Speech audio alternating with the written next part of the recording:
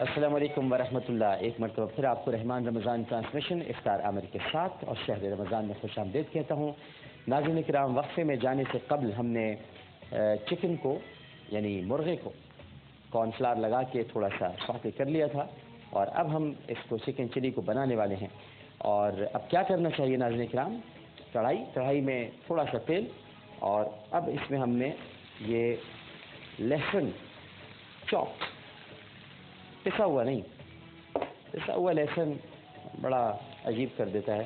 ویسے بھی جو قوم ہر وقت پس رہی ہو اسے اب ہر چیز پیستی نہیں چاہیے، کچھ تھوڑی سی چاپ بھی کر لینی چاہیے۔ ویسے تو ہم چاپ بھی ہو رہے ہیں، لیکن تھوڑا سا ہم نے یہ لہسن چاپ کیا ہے اور ہم نے اس کو ڈال دیا ہے۔ اس کے بعد اب ہمیں کیا کرنا ہے، کچھ چیزیں ہیں، انگریڈینٹس ہیں، آپ کو بتا دیتا ہوں۔ oyster ساس ہے، سویا ساس ہے، کیچپ ہے، اور چکن چلی ساس ہے، اس کے ساتھ وائٹ پیپر ہے اور نمک ہے۔ تو اب آپ نے کیا کرنا ہے، یہ oyster ساس اس میں ڈال دینا، ٹھیک ہے، یہ لیجیے، یہ ڈل گیا۔ پھر آپ نے اس میں کیچپ ڈال دینا ہے، کیچپ تقریباً 3 پیالی آپ اس میں ڈال دیں، لیکن پوری بھری بھی نہ ہو، اگر پوری بھری نہیں ہے تو 2 پیالی کافی ہے، ورنہ آدھا آدھا کر کے آپ 3 پیالی اس میں ڈال دیں۔ تھوڑا سا اس کو دوبارہ سے ہم آنچ بھی تیز کر دیتے ہیں، اور آج ہمارے ناظرین جو مہمان ہیں وہ تشریف لا چکے ہیں، بہت ہی خوبصورت انداز میں گفتگو فرماتے ہیں، کراس کوشچننگ کرتے ہیں، ان کا یہ انداز عوام میں بڑا مقبول ہے، کافی عرصے سے ٹیلی ویژن کی دنیا میں اپنے جوہر دکھا رہے ہیں، سب ان سے بخوبی واقف ہیں، میرے دوست بھی ہیں، بھائی بھی ہیں، ان کی میں بہت عزت کرتا ہوں، بلکہ ان کے مداحوں میں سے ہوں ماشاءاللہ۔ اور آج تشریف فرمائے، تھوڑی دیر بعد ہمارے ساتھی ہوں گے جناب ڈاکٹر دانش۔ ڈاکٹر دانش کا پروگرام بڑے غور سے دیکھتے ہیں، عموماً اس میں بڑے تلخ اور سچی باتیں کی جاتی ہیں اور حقائق کے ساتھ کی جاتی ہیں، اور ڈاکٹر صاحب کسی سے نہیں ڈرتے ماشاءاللہ، کھری گفتگو کرتے ہیں، سچی گفتگو کرتے ہیں، ہمارے ساتھی ہوں گے۔ تو اب اس میں سے آواز آپ دیکھ رہے ہیں کہ تھوڑی تھوڑی سی ابھرنے لگی ہے، ٹھیک ہے جی۔ اب ہم اس میں ڈالیں گے سویا ساس، مگر یہ پورا نہیں ڈالنا ہے، تھوڑا سا ڈالنا ہے، بس اتنا کافی ہے، ٹھیک ہے جی۔ اب اس میں ڈلے گا وائٹ پیپر۔ وائٹ پیپر میں آپ سے ہمیشہ کہتا ہوں کہ زیادہ نہیں ڈالنا چاہیے، لوگ بہت ڈالتے ہیں اور سمجھتے ہیں کہ شاید اس کی خوشبو آ جائے گی، لیکن نہیں، کڑوا ہو جاتا ہے یہ، اور بلکہ اب ہم ڈالیں گے نمک حسب ذائقہ، جس کو جتنا نمک پسند ہے وہ اتنا نمک ڈال سکتا ہے۔ نمک بھی ڈل گیا، ٹھیک ہے جی۔ اب اس کو تھوڑا سا ہم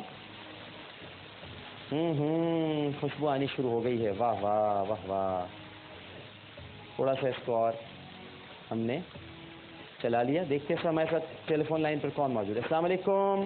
وعلیکم السلام، کیسے ڈاکٹر صاحب؟ الحمدللہ۔ کون سا بات کر رہی ہیں؟ میں صفوان بات کر رہا ہوں کراچی سے۔ اچھا، صفوان بات کر رہے ہیں، جی صفوان فرمائیے۔ یہ کہنا تھا عامر بھائی، آپ اتنے اچھے اچھے کھانے بناتے ہیں، دیکھ کر جو روزہ لگنے لگ جاتا ہے۔ اچھا چلیے۔ اور عامر بھائی تندوری چکن بنا لیں گے؟ تندوری چکن ہم نے بنائی تھی نا ابھی کچھ دن پہلے، ہم نے چرغا تو بنایا تھا، لیکن تندوری چکن بھی بنا دیں گے بھیا، بالکل بنا دیں گے۔ اب تو کچھ روزے باقی بچے ہیں۔ عامر بھائی بڑا افسوس ہو رہا ہے کہ جب بھی ٹی وی کھولتے تو آپ آ رہے ہوتے تھے، رونق لگی ہوتی تھی، آپ چلے جائیں گے تو بہت بور ہو جائیں گے۔ ارے نہیں، انشاءاللہ تعالیٰ، اللہ تعالیٰ سب سے کام لیتا ہے، سب کی اپنی اپنی ڈیوٹی ہوتی ہے، انجام دے رہے ہوتے ہیں، دل پھر لگ جائے گا ایسی بات نہیں ہے، دل تو لگنا ہوتا ہے، لگ جاتے ہیں۔ ہمارے یہاں گھروں میں جب کسی کا انتقال ہو جاتا ہے تو ہم یہ سوچتے ہیں کہ شاید اب ہم نہیں جی سکیں گے، ہماری امی کا انتقال ہو گیا، ہمارے ابو چلے گئے، شاید اب کیسے کیا کریں گے جی کر، لیکن بہرحال جینا پڑتا ہے، اللہ تعالیٰ صبر دے دیتا ہے۔ تو یہ سب خدا کی طرف سے ساری چیزیں ہیں، کوئی ہے کوئی نہیں ہے۔ ساحر لدھیانوی کے بڑے اشعار ہیں، بڑے خوبصورت۔ میں پل دو پل کا شاعر ہوں، پل دو پل میری کہانی ہے، پل دو پل میری ہستی ہے، پل دو پل میری جوانی ہے۔ السلام علیکم۔ وعلیکم السلام بھائی، کیا حال ہے آپ کا؟ الحمدللہ۔ آپ ٹھیک ہے میری بہن؟ آپ ٹھیک ہے میری بہن؟ جی الحمدللہ۔ اچھا بہت اچھا لگا۔ اچھا ماشاء اللہ، پروگرام دیکھتے ہیں۔ چلیے بہت شکریہ ہمیں کال کرنے کا۔ ہم ڈاکٹر صاحب کو لینے کے لیے جا رہے ہیں، آئیے ڈاکٹر صاحب تشریف لائیے، ماشاء اللہ ڈاکٹر دانش ہمارے ساتھ موجود ہیں. کیسے ڈاکٹر صاحب ہاتھ نہیں ملا سکتا آپ سے خیریت سے؟ آئیے آئیے آئیے آئیے آئیے کچن میں ہی چلتے ہیں. سب سے پہلے آج کرتا آپ نے بڑا زبردست پہنا ہوا ہے ڈاکٹر صاحب. بس حالات کے لحاظ سے وائٹ سے گرے ہو رہا ہے یہ ماشاء اللہ. کس طرف آؤں یہاں ادھر آ جائیے ادھر آ جائیے ساتھ آ جائیے. یہیں پہ کچھ تھوڑی سی گفتگو کرتے ہیں آپ. جی آئیے. تو کیسے نکل کر آئے حالات کیسے ہیں شہر کے بتائیے. تو میں یہ دیکھ رہا تھا کہ ہر وہ جگہ جہاں دکانیں ہیں یا سب بند پڑی ہوئی ہیں, لوگ ٹریفک نہیں ہے. بلکہ کچھ سڑکوں پہ میں نے دیکھا کچھ معصوم بچے جو ہیں پتھر ہاتھ میں لیے ہوئے ہیں اور نشانہ لگا رہے ہیں کچھ گاڑیوں میں. میری گاڑی کو بھی نشانہ لگایا لیکن تھوڑی سی تیز تھی یہ نکل گیا. تو بظاہر جو پورا کا پورا شہر سنسان ہے اور ماتم زدہ ہے. ڈاکٹر صاحب کیا فرمائیں گے جو صورتحال ہے ساری, یہ تو بڑا عجیب سا ہو گیا ہے. یہ ایسا تو ہم نے کبھی نہیں دیکھا تھا اس طرح صورتحال ہوگی. ہم سنتے آئے تھے اور پڑھتے بھی تھے کہ جی پاکستان ایک اسلامی جمہوریہ پاکستان جو دنیا کی پہلی ایٹمی اسلامی طاقت ہے جی, اس کو جب وہ بنگلہ دیش اور مغربی پاکستان ایک تھا اس پاکستان, تو اس وقت ہم نے سنا تھا کہ یہ ایک بہت بڑی مسلم طاقت بنی ہے جی, اور اس کو بیرونی طاقتیں جو ہیں وہ برداشت نہیں کر رہی ہیں. جی ہاں.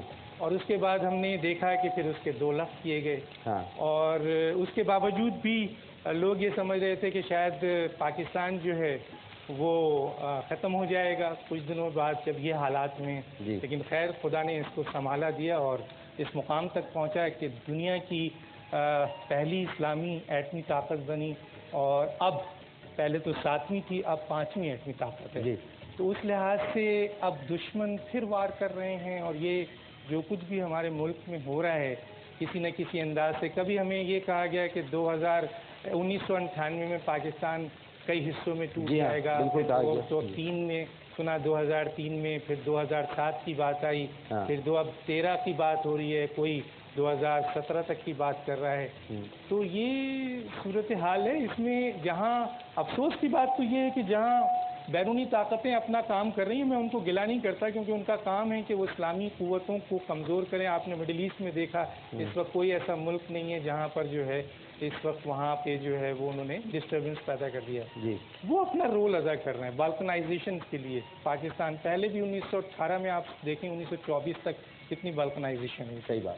اب پاکستان کو توڑنے کے لیے جو سب سے آسان کام ہے وہ یہ ہے کہ زبانوں میں توڑ دیا گیا لوگوں کو, اور وہی وہ کام ہو گیا. تو ڈاکٹر صاحب یہ ہمارے جو آپ تو ماشاءاللہ سب کی بڑی زبردست گوشمالی کرتے ہیں بلا کر, ان لوگوں کو کوئی شرم نہیں آتی ہمارے لیڈرز کو جن کو دکھاتے ہیں حقائق. میں نے کئی بار دیکھا باقاعدہ پیپرز دکھا رہے ہوتے ہیں, دیکھیے یہ لکھا ہوا ہے, اب اس کے باوجود جھوٹ بولتے ہیں آپ کے سامنے بیٹھ کے, حالانکہ آپ دکھا رہے ہیں کہ یہ حقائق ہے جناب, یہ سب کچھ لکھا ہوا ہے, اور آپ تو کھل کے بات کرتے ہیں. تو ان کو کوئی شرم حیا کہیں کچھ سوچتے ہیں, کوئی آپ سے بعد میں کہتے ہیں یار ایسا تو نہیں ہے کہ ڈاکٹر صاحب ہمیں کہاں رسوا کر دیتے ہو؟ نہیں, یہ تو ضرور بات ہوتی ہے کہ آنے سے پہلے کہ ٹاپک کیا ہے, گیسٹ کیا ہے, کس ایشو پہ بات کریں گے, اور جب آنے کے بعد وہ ان ایشوز کو انہوں نے فیس کرنا ہوتا ہے تو کوشش عموماً مجھ سے لوگ کہتے بھی, میں آپ کے تجسس سے کچھ بات بھی کرتا ہوں کہ لوگ یہ کہتے ہیں کہ ڈاکٹر صاحب آپ جو ہیں وہ لوگوں کو بولنے نہیں دیتے.